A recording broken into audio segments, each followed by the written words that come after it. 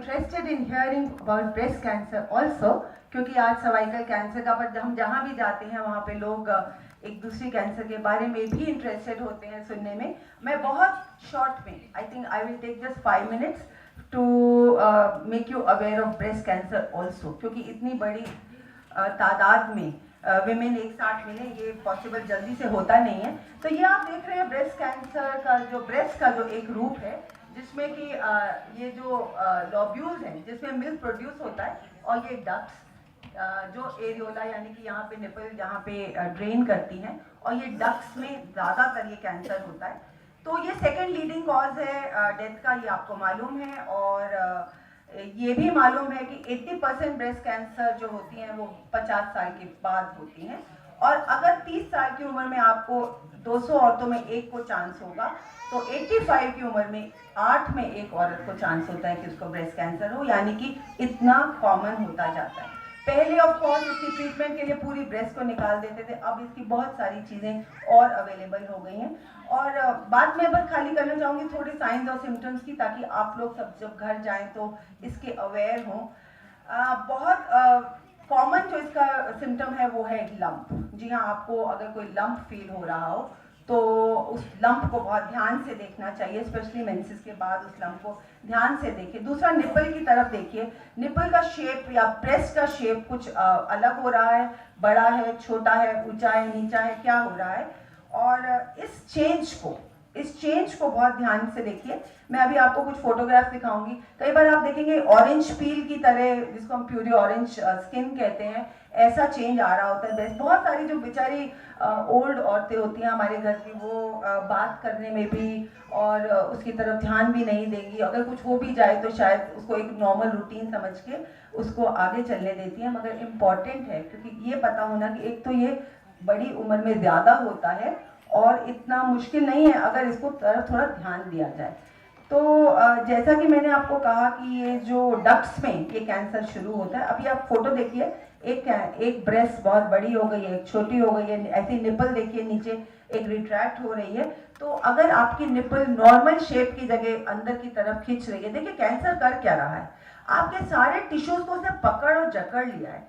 तो वो क्या हो रहा है कि आप देखेंगे कि वो शेप उसकी छोटी बड़ी हो रही है। और अभी मैं आपको जब एग्जामिनेशन बताऊंगी तो आप उसमें देखेंगे कैसा आप डिटेक्ट कर पाएंगे आप खुद भी कि कैंसर है कि नहीं है। बहुत कॉमनली सुना है कि ब्रेस्ट कैंसर हेरिडिटरी है। जी हाँ, 5 to 10% कैंसर ऐसे हैं जो हेरिडिटरी हैं, और देखा गया है जिन फैमिलीज में BRCA1 और BRCA2 जीन हो उनमें ये कैंसर ज़्यादा होता है। पर ज़रूरी नहीं है, मतलब आप सोच सकते हैं खाली 5 to 10% ऐसे कैंसर हैं जो इनहेरिटेड हैं, और बाकी के बहुत और तरीके के कारण भी होते हैं। तो ये जो आप देखेंगे कि कई एडोलेसेंट ब्रेस्ट को, यंग लड़कियों को जब ब्रेस्ट बन रही होती है उस समय अगर बहुत सारे एक्सरे या रेडिएशन एक्सपोजर किया जाए, तब ऐसे लोगों में चांसेस होता है कि वो बाद में ब्रेस्ट, इसलिए हम लोग जब यंग लड़कियां आती हैं हम उनको बहुत अच्छे से प्रोटेक्ट करते हैं ताकि उनकी ब्रेस्ट एक्सपोज नहीं हो, क्योंकि उस समय सेल्स उस डिवाइडिंग स्टेज में होते हैं और म्यूटेशन उसमें होने का चांसेस ज़्यादा होता है। तो जैसा कि मैंने आपको कहा कि ब्रेस्ट जो है वो लिम्फ नोड्स मतलब एक्जिला, तो साथ साथ आप देखेंगे कि ये जो ब्रेस्ट है इसका जो ड्रेनेज है वो इस हाथ के अंदर है। तो ये सारी जो कैंसर, अगर आपको यहाँ भी गांठें फील हों अगेन, तो ये आप इसको ध्यान से देखिए। और आप ये देखेंगे कि ये जो ब्रेस्ट के पीछे जो मसल्स है और रिब्स है, इधर अगर जब कैंसर फैलता है तो इधर ही पीछे जाता है। रिस्क फैक्टर क्या है? सबसे बड़ी इंपॉर्टेंट बात है, अगर आपका वेट ज़्यादा है, जब वेट ज़्यादा है तो ईस्ट्रोजन हार्मोन ज़्यादा बनता है और आपका चांस इस कैंसर का ज़्यादा होता है। तो बहुत ज़रूरी है कि अपनी वेट को आप कंट्रोल में रखें। एज मैंने आपको बताया, फैमिली हिस्ट्री, अगर आपकी मदर, आपकी डॉटर, आपकी सिस्टर किसी को कैंसर है तो आपका 4-fold चांसेस ज़्यादा हैं। तो अगर आपकी फैमिली में किसी को कैंसर है तो आप अपने को मतलब जागरूक होइए कि क्योंकि वो 5 to 10% चांस में भी आप हो सकते हैं। तो आप अपनी ब्रेस्ट को बहुत ध्यान से देखिए। रेडिएशन एक्सपोजर और ड्रिंकिंग और स्मोकिंग, ये दो चीज़ें और हैं जिसके कारण ये कैंसर विमेन में सुना है 1 ड्रिंक और आदमियों में 2 ड्रिंक तक सेफ है, उससे ज़्यादा ड्रिंक करने वालों में ये कैंसर ज़्यादा पाया गया है। स्मोकर्स में भी देखा गया है कि ये ज़्यादा पाया गया है। अर्ली मेनार्की यानी कि अगर आपकी बेटियों का मेंसेस 12 से पहले और लेट मेनोपॉज यानी कि 55 साल तक मेंसेस चलते रहे, यानी कि हार्मोन एक्सपोजर आपका इतना बढ़ गया, 12 साल से पहले से हार्मोन शुरू हो गया और 55 के बाद तक जब आपका हार्मोन चलता जा रहा है तो आपका चांस ब्रेस्ट कैंसर को बहुत बढ़ जाता है। तीसरी चीज़ जो है, ब्रेस्ट बनी है फीडिंग के लिए। जी हाँ, हर भगवान ने हमें हर अंग किसी काम के लिए दिया है। जब वो अंग उस चीज़ के लिए नहीं यूज़ होता तब उसमें कैंसर होने का चांस बढ़ जाता है। तो इसलिए जो नली पैरा हैं जिन्होंने बच्चे पैदा नहीं किए तो उन्होंने उनको ये प्रिविलेज नहीं मिला है ब्रेस्ट फीडिंग का, या आजकल की लड़कियां जो ब्रेस्ट फीडिंग को अनफैशनेबल समझती हैं उनके लिए ये पैगाम है कि ब्रेस्ट बनी है ब्रेस्ट फीडिंग के लिए, आप उसको उस चीज़ के लिए यूज़ करिए, नहीं तो ये चांसेस कैंसर के बढ़ जाएंगे। कुछ स्टडीज़ हैं जो हार्मोन थेरेपी बहुत कंट्रोल पिल्स को अगर बहुत लंबे समय तक यूज़ किया जाए और खाली एक तरह का यानी कि ईस्ट्रोजेंस लिए जाएं, प्रोजेस्ट्रोजेंस जो हमको ऐड करने होते हैं वो नहीं लिए जाएं, तो भी ये सब कैंसर के चांसेस बढ़ जाते हैं।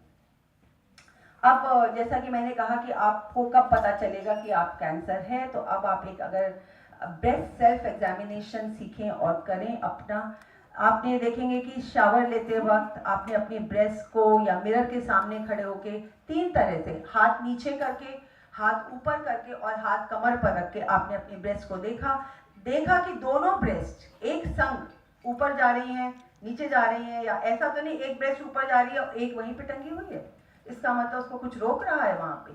तो ये बहुत इंपॉर्टेंट है कि आप अपनी पहले तो शेप देखिए, निपल्स को देखिए नॉर्मल दिख रही हैं कि नहीं। तीसरा, जब सेल्फ एग्जामिनेशन करते हैं आप ये देखिए कि उठते बैठते हर तरीके से सिमिलर हैं कि नहीं। उसके बाद आप अपने ब्रेस्ट को पैल्पेट करिए, जी हाँ, ये गोलाई में आप अपना हाथ घुमा के देखिए कि कोई लंप तो नहीं फील हो रहा, और फिर ये चीज़ लेटकर फील करिए। कोई लंप ऐसे हैं जो खड़े होकर नहीं फील कर रहे, वो आप लेटकर फील करिए, और फिर निपल को स्क्वीज करके देखिए उसमें कोई डिस्चार्ज तो नहीं है। Again blood stain discharge is an indicator कि शायद कोई कैंसर पीछे हो। अभी उस दिन हमारे बहुत जानी मानी गायनेकोलॉजिस्ट हैं, वो बैठी थी और उनको भी कोई इल्म नहीं था, या देखिए मेरे ख्याल कोई भी अपने शरीर को, चाहे डॉक्टर हो, चाहे इंजीनियर हो, चाहे आप जैसा हाउसवाइफ हो या कोई भी हो, अगर अपने को नहीं एग्जामिन करेंगे तो बीमारी किसी की भी हो सकती है। उन्होंने जब अपनी मेमोग्राफी कराई तो बहुत बड़ा लंप था, और मैं उनका नाम नहीं लेना चाहूँगी यहाँ पे, मगर उसी समय उनकी सर्जरी हुई और आज वो ठीक है। मगर इम्पॉर्टेंट ये है कि आप अपनी जांच ज़रूर करवाएं। अब जांच के लिए आप देखेंगे कि ये मेमोग्राफी जिसे आप कहते हैं एक्सरे, दो प्लेट्स के बीच में ब्रेस्ट को प्रेस करके एक्सरे लिया जाता है। यही चीज़ कंप्यूटर एडेड भी हो सकती है, और आजकल बहुत खूबसूरती से डिजिटल मेमोग्राफी आ गई है, कंप्यूटर के थ्रू आपका एकदम बहुत सूक्ष्म कैंसर भी इससे पकड़ा जाता है। और या फिर आप एक अल्ट्रासाउंड करवा सकते हैं ब्रेस्ट का, देखने के लिए कि कैंसर है कि नहीं। अगर कोई लंप है तो कोई बहुत बड़ी चीज़ नहीं है, एक छोटी सी नीडल उस लंप के अंदर डालते हैं और उसका पानी निकाल के चेक कर लेते हैं कि कोई उसमें मेलिग्नेंसी तो नहीं है। ये बाकी की चीज़ें मेरे ख्याल इतनी इंपॉर्टेंट नहीं है। हाँ, मगर ये है कि अगर लंप है तो खाली लंप निकाल दिया जाए, या एक पार्शियल सेगमेंट ब्रेस्ट की निकाल दी जाए, या फिर पूरी ब्रेस्ट निकाली जाए, या मॉडिफाइड रेडिकल यानी कि आपकी ब्रेस्ट ही नहीं उसके पीछे की मसल और उसके के बाकी के जो शरीर है उससे भी विकलांग कर सकते हैं। मगर अब रिकंस्ट्रक्टिव सर्जरी आपके लिए अवेलेबल है, आजकल इम्प्लांट्स हैं जो डाल देते हैं, टिश्यू फ्लैप्स से ब्रेस्ट को क्रिएट कर सकते हैं, टैटू कर देते हैं ताकि वो निपल वाला एरिया भी रहे। मगर बहुत इम्पॉर्टेंट है, बहुत तरह की थेरेपीज आ गई हैं जिसके बारे में मैं नहीं कहूँगी, मगर आप अपने लाइफस्टाइल को मैनेज करिए, एक्टिव रहिए, फूड, अल्कोहल, स्मोकिंग इन सबसे दूर रहिए, लॉन्ग टर्म हार्मोन थेरेपी पे हो तो डॉक्टर के अंडर करिए, और अगर कभी किसी को ऐसी बीमारी हो जाए तो प्लीज़ औरों को बताइए, आप अपना एक स्ट्रॉन्ग सपोर्ट सिस्टम डेवलप करिए। हेल्प करने वाली बहुत जनता खड़ी है, लोगों को मालूम होना चाहिए. I think that is all that I would say for breast cancer, and thank you so much for hearing me today.